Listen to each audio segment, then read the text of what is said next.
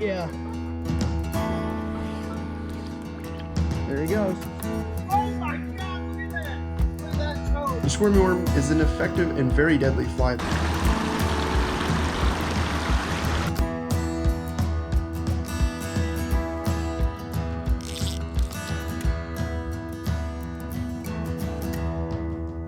What's up, guys? My name's Brian, And I'm Jeff. and you're watching Empire Let's rip some lips. This video is brought to you in part by Upstate Excursions and by Black Dog Outdoor Sports.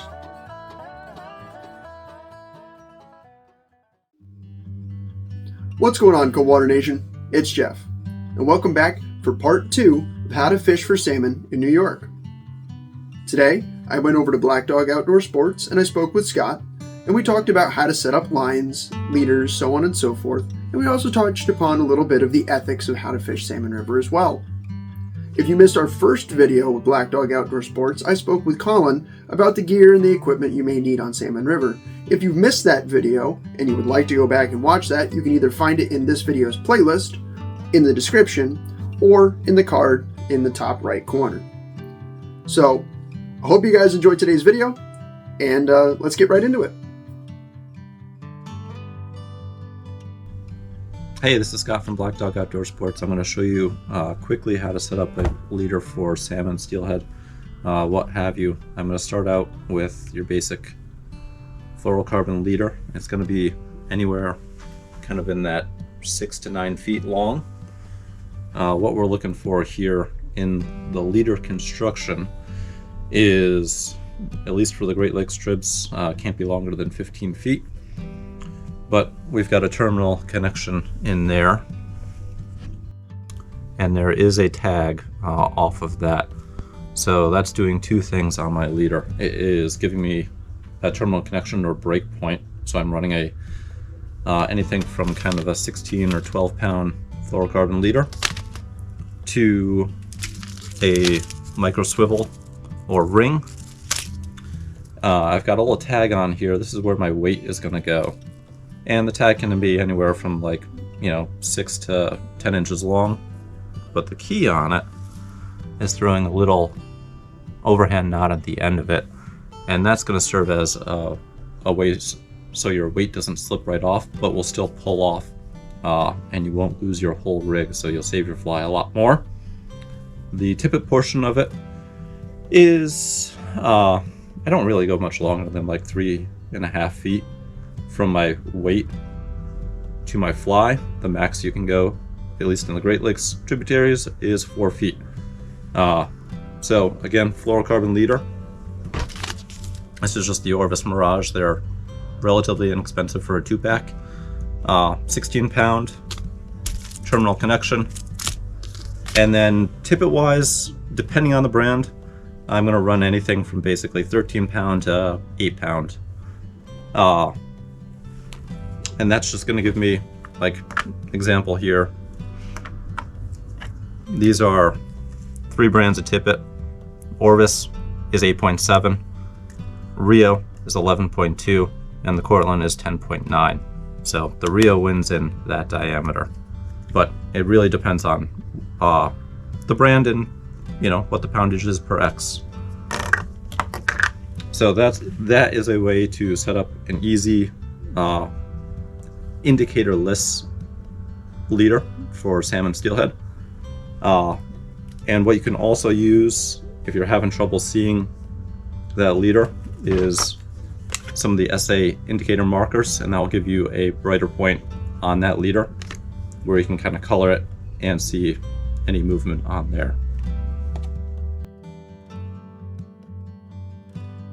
So let's say we're at a pool, the area that you're fishing is a little further away, and you've got kind of some slack current that you're having to deal with.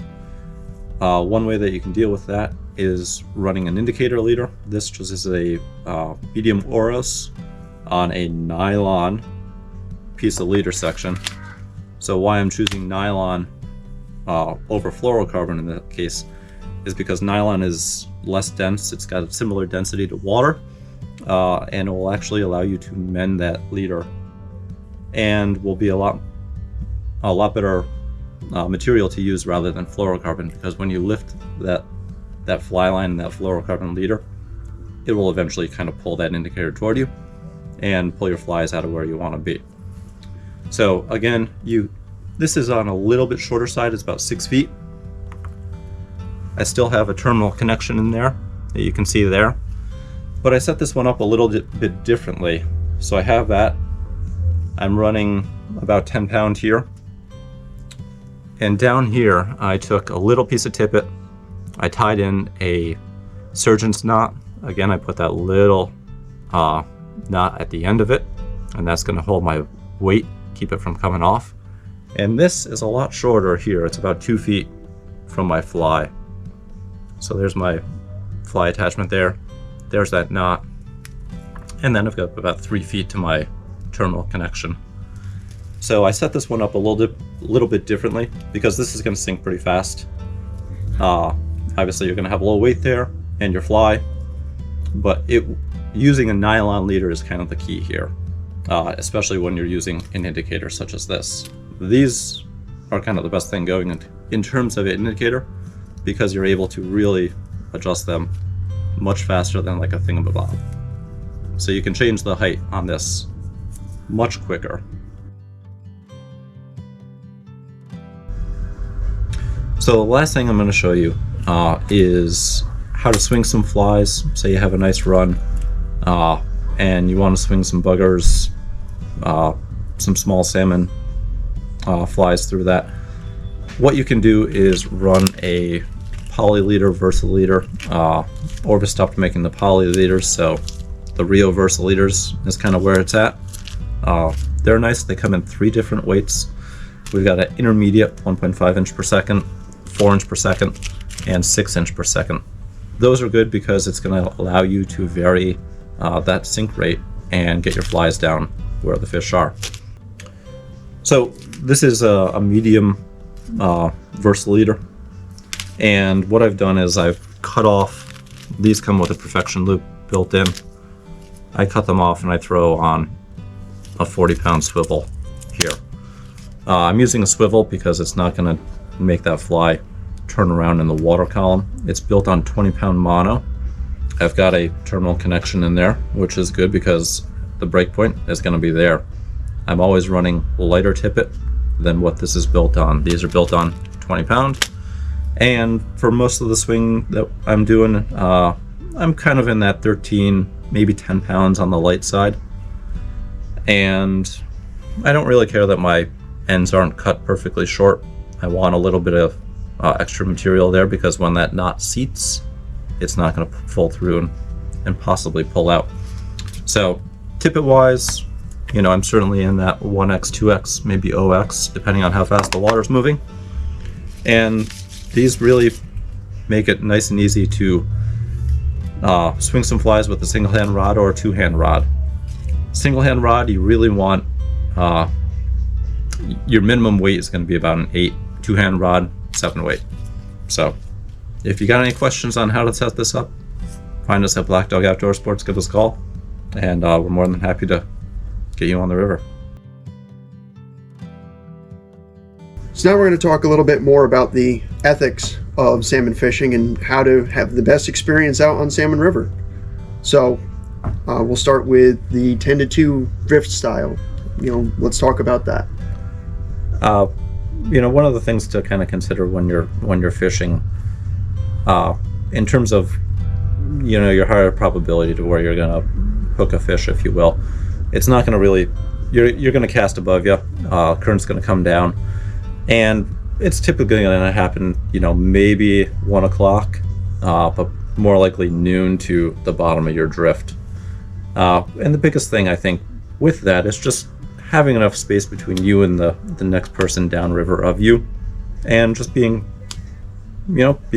polite, cordial, and you're all there to have a good time. If he hooks up, obviously, you'll probably have to reel your line in and get it out of the water in case the fish runs up toward you. So, things to consider are, well, being respectful, really, just being respectful of the water and those around you. Enjoy being out there. Yeah, you know? We're all out there to catch fish. We're all out there to have fun. Something else to think about is if someone hooks up below you or above you, and you have a net and you see they're struggling, it might be a good idea to try to help them net the fish. Not only does that mean they get the fish, but it also means the water becomes available to fish that much faster. Yep. You know, the Great Lakes regulations are a little bit more specific.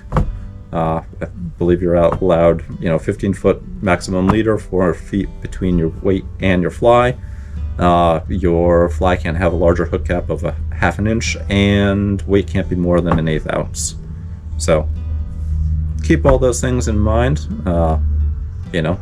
If you see somebody snagging fish, maybe give a call to the DEC. So, and you don't have to worry about squishing the barb on your guys' hooks.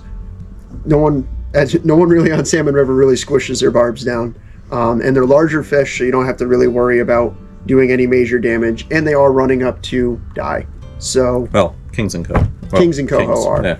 When the steelhead blow in, maybe go through and squish the barbs, but when for the salmon, specifically the salmon, I wouldn't really worry about squishing down the barbs.